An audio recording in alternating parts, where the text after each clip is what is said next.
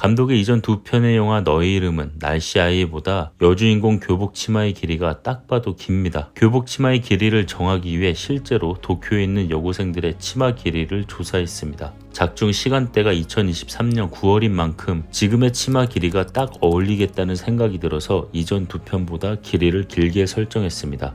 스즈메가 어린 시절을 떠올릴 때마다 나비가 등장하는데 스즈메가 엄마를 그리워하고 보고 싶어하는 마음을 나비를 통해 연출했습니다. 스즈메가 걸어갈 때 나타난 두 마리의 나비 중 하나는 엄마를 그리워하는 마음, 다른 하나는 엄마가 만들어준 노란 의자를 상징합니다. 영화 마지막에서 두 나비가 사라지는 방법으로 스즈메의 결핍과 트라우마가 해소되며 성장한 모습을 보여줍니다. 아참, 처음 각본 단계에서는 나비 등장이 없었다고 합니다. 소타의 베프인 세리자와 토모야의 목소리 역은 너의 이름은에서의 주인공 타키였습니다. 다이진 역을 맡은 성우는 성인이 아니라 실제 초등학생이었습니다. 스즈메! 신카이 마코토 감독은 실제 장소를 애니메이션으로 옮기는 특징이 있는데 이번 영화에서도 많이 등장을 했습니다. 장소 관련하여 스즈메의 마지막 종착지를 결정하는 데 있어 몇 개월을 고민했다고 합니다. 그래도 동일본 대지진을 모티브로 한 만큼 마지막 종착지를 동일본 지진이 일어났던 장소 이와테현으로 결정했죠. 스즈메가 거쳐간 곳 모두 지진, 호우 등 재난이 일어났던 곳이었습니다. 영화를 제작하는 과정에서 동지진 재해로 고향을 잃고 사랑하는 사람을 잃은 분들이 매우 많았기 때문에 영화를 보면서 2차 가해가 되지 않도록 그 방법을 매우 고민했다고 합니다. 때문에 영화에서는 쓰나미에 대한 직접적인 장면이 나오지 않습니다. 다이진이 몸을 부풀리는 장면은 에어백에서 영감을 받았다고 합니다.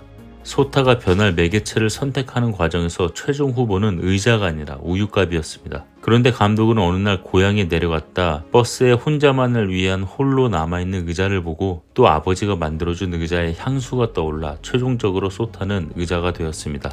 의자에 다리가 하나 없는 것은 스즈메의 결핍과 상처를 나타내기 위한 설정이었고 그럼에도 불구하고 잘 달리는 장면은 스즈메의 내면에 아픔과 결핍이 있음에도 활기차게 극복하고 있음을 담고 싶었다 합니다. 갑자기 문득 궁금한 게 만약 소타를 우유값으로 변하는 설정을 했다면 결핍을 어떻게 표현했을까요?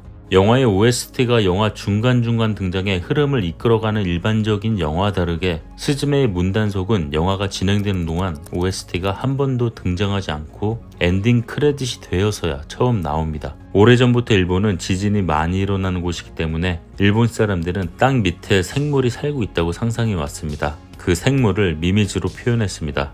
재난을 상징하는 미미즈를 막기 위해 머리와 꼬리를 누르는 요석 2개가 필요하다고 감독은 생각했습니다. 그 요석 2개가 다이진과 사다이진이었고 음과 양의 조화를 상징하기 위해 흰색과 검은색으로 탄생시켰습니다. 처음 캐릭터를 설정할 때 두 캐릭터의 크기가 같았지만 엄마, 아기 고양이의 느낌이 들도록 크기를 바꿨습니다. 스즈메와 어울리는 목소리를 찾기 위해 1700명의 지원자를 만났습니다. 소타는 토지시를 이어가는 혈통이기 때문에 문 너머에 영향력을 발휘할 수 있었지만 토지시가 아님에도 불구하고 문 너머 들어가 영향력을 행사할 수 있었던 이유는 어린 시절 경험한 동일본 대지진으로 죽음 직전까지 갔던 경험이 있어서입니다. 일본에서는 PTSD, 불쾌감 등이 있을 수 있으니 양해를 바란다는 메시지가 있지만 해외 버전에서는 이 메시지 없이 영화는 시작합니다. 일본 개봉일이 2022년 11월이었던 이유는 22년 11월을 기준으로 11년 전 11일이 동일본 대지진이라는 것을 잊지 않기를 희망하는 이유였습니다.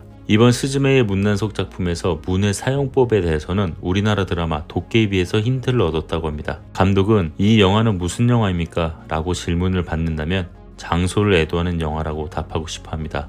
스즈메는 참새를 의미합니다.